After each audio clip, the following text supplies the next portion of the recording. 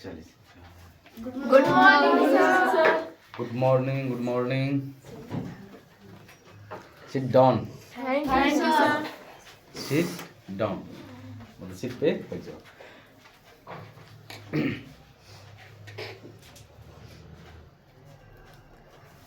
आज कौन सुने आया है?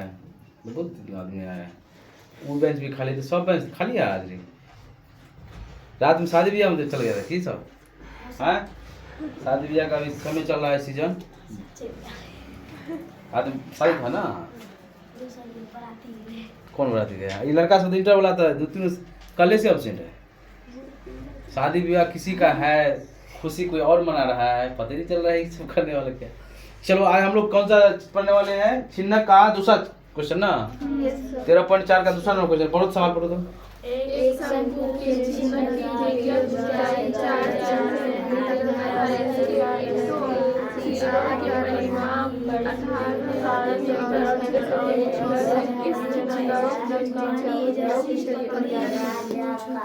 हो गया?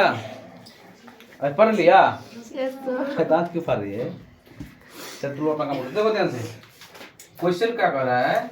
कहाँ गया क्वेश्चन? क्वेश्चन करे कि एक शंकु की छिन्नक की त्रिज्या ऊंचाई कितना है? 4 सेंटीमीटर। और फिर क्या दिया हुआ है? तथा इसके वृत्ताकार सिरे के परिमाप कहे या परिधि क्या दिया हुआ है? 18 सेंटीमीटर और 6 सेंटीमीटर। तो छिन्नक का वक्रपृष्ठीय क्षेत्रफल ज्ञात कीजिए।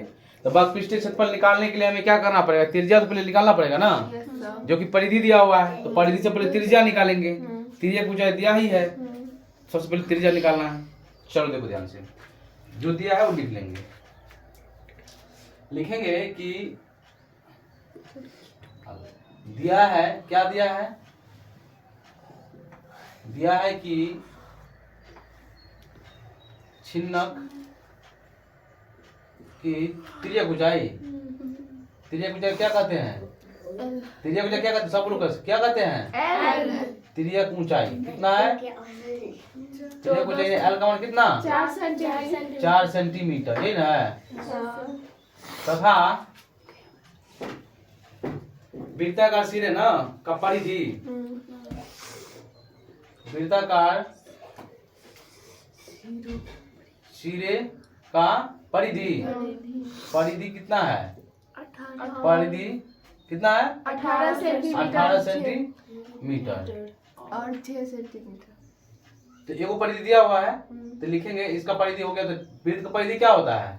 2 पाई। लिखेंगे चूंकि वृत्त का परिधि क्या होता है? 2 पाई आर बराबर कितना? 18 सेंटीमीटर। एक काम करो, इसको R1 है ना पहला, तो इसमें से पाई और R1 का मान निकालेंगे। पाई R1 18 सेंटीमीटर बटा में 2 नंबर 18। तो पाई R1 का मान कितना होगा? 9 दूना 18, 9 सेंटीमीटर। पुनः फिर दूसरा सिरा दिया है ना, वृत्ताकार सिरे का परिधि 18 सेंटीमीटर। पुनः दूसरे सिरा का परिधि, यही ना, एक और दिया है ना, कितना? परिधि बराबर कितना? 6 सेंटीमीटर। चूंकि परिधि क्या था? 2 पाई आर, 2 पाई आर 2 हो जाएगा बराबर 6 सेंटीमीटर। तो क्या हो जाएगा? पाई आर 2 बराबर 6 सेंटीमीटर बटा में 2 तिया 6। मार्कर कहीं खत्म हो रहा है। तो पाई आर 2 बराबर कितना सेंटीमीटर? 3 सेंटीमीटर। अब देखो जरा ध्यान से, कहेंगे सर इसमें त्रिज्या हमने निकाले हैं, क्यों? क्योंकि फिर पाई आर तो लेना ही है, इसलिए हम सीधा आर का मान निकाले, पाई आर निकाले हैं। अब प्रश्न कर रहा है, यहाँ पर लिखेंगे हम लोग प्रश्न से। प्रश्न क्या कर रहा है? प्रश्न से छिन्नक का वक्रपृष्ठीय क्षेत्रफल, क्या चीज? वक्रपृष्ठीय क्षेत्रफल। तो छिन्नक का वक्रपृष्ठीय क्षेत्रफल कौन बताएगा? बोलो क्या क्या होता है? पाई एल ना, पाई एल इंटू R1 जोड़ R2, इतना ही होता है। इससे आगे कुछ नहीं ना। तो पाई का मान क्या ले लेंगे? पाई यही ना होता है। तो आप देखो ध्यान से, R1 जोड़ R2 ऐसे करते हैं। पाई एल R1 जोड़ पाई एल R2। यहाँ तक समझ में आया? यहाँ तक किसी को दिक्कत यही ना होता है? कॉमन लेंगे तो वही होगा, नहीं तो देखो ध्यान से, यहाँ नहीं समझ में आएगा। देखो पाई एल इंटू R1 जोड़ R2 ये होता है ना, इसको गुना कर देंगे क्या हो जाएगा? किससे गुना करेंगे? पाई से गुना कर देते हैं। ये जो L इंटू R1 पाई या पाई R1 क्या हो जाएगा, पाई R1 अजोर पाई R2। समझ में आया कि नहीं आया, कि नहीं समझ में आया।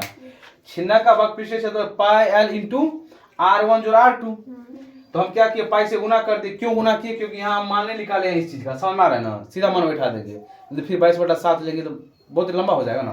देखो ध्यान से, तो पाई L इंटू R1 जो R2 होता है, तो इसको पाई से गुना कर दिए तो I इंटू क्या हो जाएगा, पाई R1 और प्लस पाई R2 हो जाएगा। अब देखो ध्यान से, L का मान तो 4 सेंटीमीटर दिया हुआ है, इंटू पाई R1। अब पाई R1 का मान क्या लिखे हैं, 9 सेंटीमीटर, तो 9 सेंटीमीटर।